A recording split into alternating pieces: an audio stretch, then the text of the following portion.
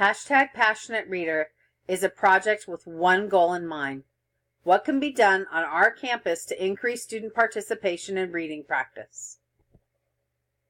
Frederickson Elementary School is an East Bay Title I school in Dublin, California. First, Google Classroom was utilized to enlist the support of fifth graders to answer the big question. Why do some students read daily and others dread and avoid it? Students received slide decks and answered the following questions. Do they enjoy reading? Why or why not? What motivates them to do something they don't love to do? And what questions would we need to ask other students so that we could learn more? Students were then engaged in collaborative work. They compared their questions with a partner and then came up with a reduced list of questions that they thought would qualify and be important enough to place on a survey to be given to their peers.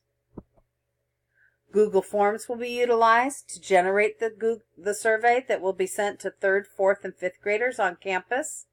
Their answers will be received in Google Sheets, and the class will analyze the data to find trends and see if we can find solutions. Meanwhile, the first ever Frederickson Elementary School virtual book club has been started. I've enlisted the support of 2 other book moderators, staff members on campus. We have 3 titles for students to choose from. 3rd, 4th, and 5th graders have been invited, and we already have over a dozen students participating in this optional online Google Classroom virtual book club. It is not an in-class assignment, and all work must be done outside of school hours.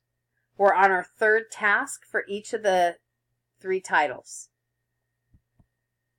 You can tell a lot about a person by the book that they're carrying, but Joseph Patrick Pascal said, and I'm hoping that through this project, I'm going to see a lot more titles in the hands of the students on my campus.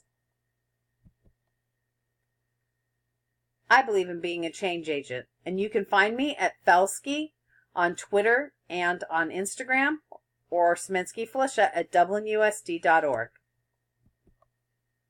Credits go to Slides Carnival, Upsplash, and Gregor Kressner from the Noun Project.